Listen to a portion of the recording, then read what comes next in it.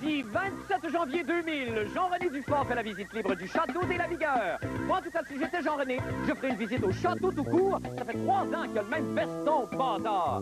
Les sommets de la jeunesse, mais qu'est-ce que les jeunes ont à dire? Eh bien, si on se fie aux jeunes que je croise quotidiennement, cela se limite à « Hey, la brèche, tu pues! » Ah, bonne fin du monde, mesdames et messieurs, tout d'abord, des nouvelles de moi. Eh, mon Dieu, que j'ai-tu trouvé, moi, le cadeau de Saint-Valentin pour vous autres ce soir? Je m'en pourlèche à l'avance le babin. Et quel est ce gage d'amour éternel que je vous réserve? Ah oui, je suis sûr que vous l'avez deviné. C'est... un... tout nouveau... segment sur le Reform Party, présenté sous la forme d'un French cancan diablé. Hey! C'est le fun, hein? Oui? Parce que ce week-end, vous savez, le chef réformiste Preston Manning joue sa peau. En gros, ce qu'il souhaite, là, c'est regrouper les forces de la droite canadienne, réformistes et conservateurs, sous le chapeau de l'Alternative unie. En somme, une espèce de parti politique regroupant à peu près tout ce qui se fait comme redneck au Canada. Et pour nous en parler, je reçois M. Michel Vastel, éditorialiste au quotidien Le Droit et Le Soleil, dans un segment que nous avons appelé les Cancan News. Allez, Cancan, allez, Cancan, allez, Cancan News! Alors, on est de retour avec Michel Vastel. Michel, bonsoir et bienvenue à la fin du monde, Michel. Bonjour, Marc. Alors, parlons un peu de M. Manning. Donc, M. Manning qui est effectivement, est-ce qu'on peut dire qu'il joue vraiment sa carrière en fin de semaine? Ah oui, il joue sa tête, il joue son avenir. En fait, il y aura un vote sur son leadership. Et là, on ne sait pas très bien ce qui va lui arriver. Joe Clark n'avait pas eu assez de 70 %. Alors, qu'est-ce qui va arriver à Manning? On ne sait pas. Grosse question. On va tout découvrir ça en fin de semaine. Mais vous qui probablement peut-être savez des choses que nous, on ignore, est-ce que vous croyez qu'il y a plus de gens qui vont se rallier à M. Manning que ce qu'on peut s'attendre à ces jours, en tout cas aujourd'hui, là? Ben, c'est difficile parce que vous savez, ces gens-là, depuis qu'ils parlent d'alternative unie, eh ben, ils n'arrêtent pas de se chicaner, les conservateurs entre eux, les réformistes entre eux. Et puis les conservateurs et les réformistes, en tout cas, c'est une belle chicane. Alors, on ne sait pas très bien qu'est-ce qui va sortir de tout ça. D'ailleurs, parlant de chicane, évidemment, les libéraux qui observent ça depuis le début sont morts de rire, évidemment, parce que là, en divisant tout ça, ils risquent d'être reportés au pouvoir encore plus facilement. Ben, c'est ça. Tant que ça dure, la chicane, évidemment, c'est divisé pour régner. Hein. Mais remarquez, les libéraux ont été surpris par quelque chose.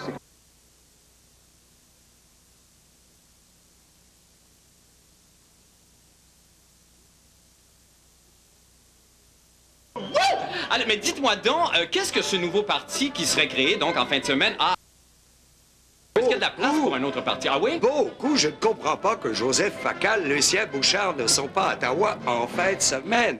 Regardez-les, avec ces gens-là, eh bien, il n'y aura plus de fédéral dans la santé, plus de fédéral dans l'éducation, plus de fédéral dans le tourisme, plus de fédéral presque nulle part. Et en plus, en prime, eh bien, ils donneront plus d'argent à Bill Johnson pour contester la loi 101. Mais ça, c'est merveilleux. Ça veut dire que là, finalement, peut-être que M. Manning aurait une chance de faire une percée au Québec, en tout cas, chose qui n'est jamais survenue jusqu'à maintenant, avec cette espèce d'idée de décentralisation qui est très à la mode. Les Québécois le trouvent trop à droite, comme si Lucien Bouchard n'y était pas déjà. Il le trouve trop manche-canaïen, comme si Lucien Bouchard n'était pas déjà manche-canaïen lui-même. Alors finalement, oui, ça serait un bon choix. Mais au Québec, vous savez, on est une petite tribu. Alors, entre Jean Chrétien et Lucien Bouchard, comme autrefois avec Trudeau et l'évêque, on vote péquiste, on vote libéral, on vote fédéraliste, on vote souverainiste. Pendant ce temps-là, le Canada s'organise. Oui, exactement. Mais quand on parle de l'idée de la droite de ce parti-là, c'est pas la droite comme on l'entend, c'est pas des fascistes quand même. Ça serait pas... Non, c'est des gens qui ont quand même une mauvaise image, comme vous disiez vous-même. Non, ils rétabliraient la peine de mort, ils n'aiment pas beaucoup l'avortement, toutes sortes d'affaires comme ça. Mais écoutez, on n'est pas obligé de vivre avec eux. Non, effectivement. Hein? Alors là, donc, dans un premier temps, fin de semaine, ce qu'il y a à surveiller, c'est d'abord la création de ce parti-là. Oui. Et ensuite, évidemment, dimanche midi, donc il faudra voir si Preston Manning survit. Puis après, il y aura un référendum au mois de mars de tous les réformistes. Et puis finalement, on aura peut-être un nouveau parti l'été prochain, le jour de la Saint-Jean-Baptiste. Ben merci beaucoup, Michel, de ces précisions. Et puis on continue à lire vos éditoriaux, évidemment, et se tenir au courant. Merci infiniment, Michel Vastel. Merci beaucoup. Et bonne fin de semaine à vous.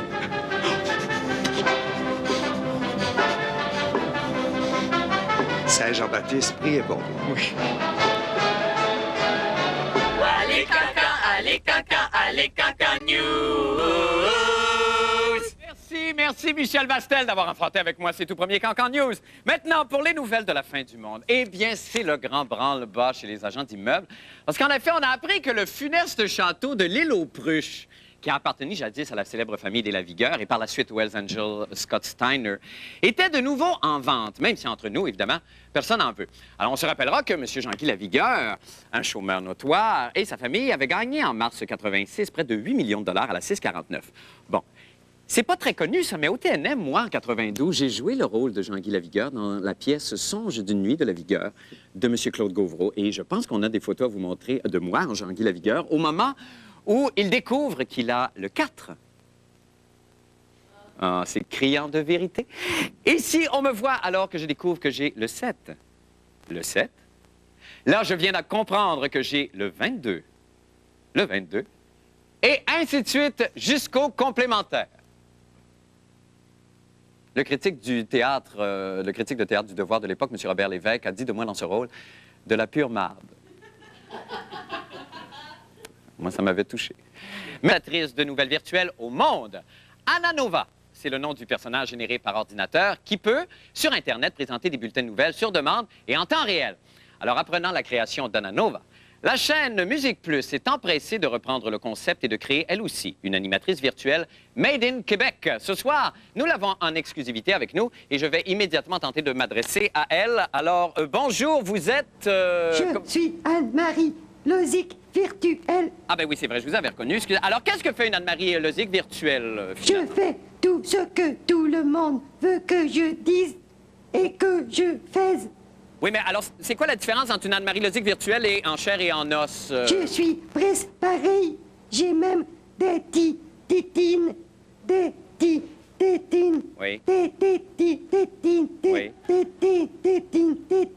tétines. OK. OK. Ben oui, c'est ça. OK, merci beaucoup. Des fois, je me dis qu'on aurait peut-être dû s'arrêter au Light Bright. Merci beaucoup, Anne-Marie Lozic.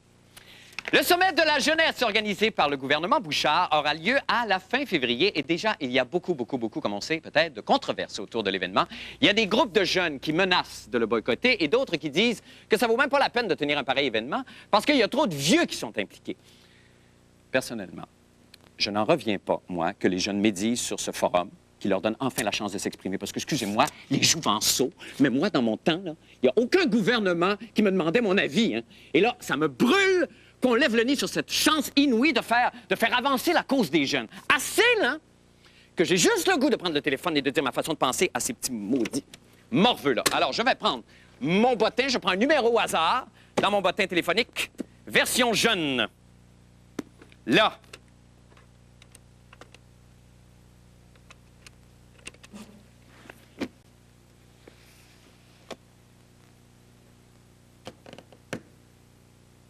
Bon, évidemment, j'ai appelé loin, là. Allô? Oui, bonjour. Est-ce que c'est possible de parler aux jeunes de la maison, s'il vous plaît? Ouais, attends une minute. Merci. Hey, Victor, téléphone. Allô? Allô, Victor? Oui? Victor, tu m'écœures, tu me donnes le goût de vomir.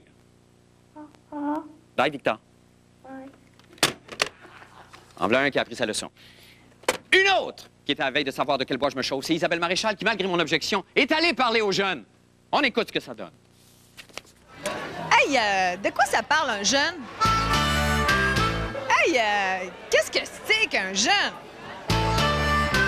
Puis d'abord, qu'est-ce que ça veut, un jeune? Style comme genre, là? Un jeune, qu'est-ce que ça veut? Aujourd'hui, les jeunes, c'est pas mal gâté. Certains veulent travailler, certains veulent pas travailler. Je trouve qu'il y a des fois qu'elle est peut-être un peu pessimiste. Il faudrait peut-être qu'elle se replombe. Les jeunes sont pessimistes? Je pense que oui. Le jeune Québécois moyen se retrouve dans la majorité silencieuse. On est très axé sur l'individu parce qu'on pense que la seule façon de s'en sortir, c'est en se repliant sur soi-même. Et ça, il y a un danger. Parce que moi, je pense qu'on est rendu au point, parce qu'on est moins nombreux démographiquement, on n'a aucun rapport de force. On se fait avoir sur bien des dossiers au Québec parce qu'on n'est pas présent politiquement, on n'est pas dans les institutions, on n'est pas représenté. C'est beaucoup d'autonomie qui manque à la jeunesse. La jeunesse en tant que telle ne s'organise pas, puis on se fait organiser en haut, mais pas en fonction de nos valeurs. Lorsqu'on va leur dire qu'est-ce qu'on veut, c'est sûr qu'ils ne l'appliqueront pas de toute façon. Quels sont les besoins des jeunes Québécois? Trouver différentes façons de lutter contre la pauvreté et la précarité. Si je vous disais que les jeunes vivaient la précarité, êtes-vous d'accord? C'est quoi ça? Ça serait faux de prétendre là, que toute la jeunesse se sent interpellée par le sommet. Je suis pas politicien pendant tout, moi. C'est la vie. Je m'occupe de mes affaires, moi, puis les autres qui feront leurs affaires. Moi, si j'ai un message à lancer à la jeunesse, c'est qu'il faut arrêter d'être passif, il faut prendre les moyens pour se faire entendre. Puis ça peut être dans un sommet institutionnel, comme ça peut être dans la rue. Il y a seulement 22 sièges jeunes sur 55, donc c'est pas beaucoup. Il y a plus de vieux que de jeunes là-bas. Les jeunes veulent avoir le choix de prendre des décisions au niveau de la santé et l'éducation. Je pense qu'ils veulent que ça soit accessible. Je veux dire, le jeune est extrêmement réaliste, puis très peu intéressé par la langue de bois. Okay. Bon, c'est ça. On est de retour avec Isabelle Maréchal. Oui, Isabelle, toi, bonsoir. Bonsoir, Bon. Marc. Tu vois, on essayait vraiment de prendre le pouls aujourd'hui parce que jusqu'à maintenant, Oui. ça a été une bataille de sièges. Et on est très tannés, nous, les jeunes, puisque nous en sommes Oui, encore. enfin, Je suis pas presque sûre de vous, toi, peut-être. par Non, pas moi. exemple. Non. Et donc, moi, j'avais hâte qu'on parle des véritables valeurs des jeunes, des véritables arguments qu'ils ont, qu'ils veulent pousser. Est-ce qu'ils sont confiants à l'avenir? Visiblement, ils ne sont pas trop. Oui. Aujourd'hui, j'aurais demandé comment vous voyez l'avenir. Il y a beaucoup de questions de pauvreté, de précarité, pour Oui. ceux qui comprennent le mot. Il y a beaucoup de questions d'emploi, de non-emploi. Ils ont aussi... Moi, ce qui m'a Est-ce le que plus... vous avez entendu sur la rue, dans les gens que vous avez peut-être pas eu le temps de mettre dans le reportage, Oui. des gens qui avaient des arguments puis des choses à Oui, bien, tu vois, au discuter, à niveau, amener ils sur- veulent discuter d'éducation, ils Oui. veulent discuter de santé. Il y en a beaucoup à qui j'ai parlé qui sont contre le ticket modérateur. Tu vois, pourtant, c'est une idée que le jeune Mario Dumont, qui est à peu près le seul jeune politicien vraiment très connu, Oui. qui est là puis qui peut parler pour certains jeunes, lui, tu vois, il proposait le ticket modérateur pendant une certaine période. Et Mario, ça, il y a faudrait les- demander. les jeunes Mais il y a endossent pas beaucoup ça. de jeunes qui sont pas en faveur du ticket modérateur pour Oui. la santé. Il y a des débats à faire. Il faut que les jeunes les fassent, ces débats-là. Mais il va falloir que les plus vieux les laissent parler aussi. Bon, ben c'est ça que j'allais dire. Est-ce que là, en 4 jours, on a encore une fois, c'est toujours la même question, est-ce qu'on a le temps d'établir quelque chose? Parce qu'une fois que la représentation est terminée, une fois qu'on a fait son petit trip politique, Puis tout le Marc, monde, est-ce que est-ce justement, qu'on a le temps de parler des vraies Tu choses? parles de en fait? trip politique. Est-ce Oui. qu'on sait que c'est une promesse électorale Oui. qui date déjà d'une couple d'années? Moi, jusqu'à que un le gouvernement certain est pas de point, je bonne me foi? demande, exactement, je me demande si le gouvernement s'en occupe vraiment. Je peux te dire qu'on m'a chuchoté Oui. à l'oreille que Lucien Bouchard l'avait confié à son ministre François Legault, le dossier jeune. Genre, occupe-toi-en, Occupe-toi-en, là, parce on que va j'ai remplir d'autres la chats à porte. fouetter. Ah bon, d'accord. Alors, Donc, ça augure bien, mais c'est j'espère le fun. quand même que les jeunes vont être assez subversifs, Oui. je les appelle, pour aller dans la rue et faire du bruit. Bien, certainement, Isabelle. On Les se quitte camionneurs là-dessus. le font bien. Absolument. Ils ne sont pas les seuls. Merci beaucoup, Isabelle.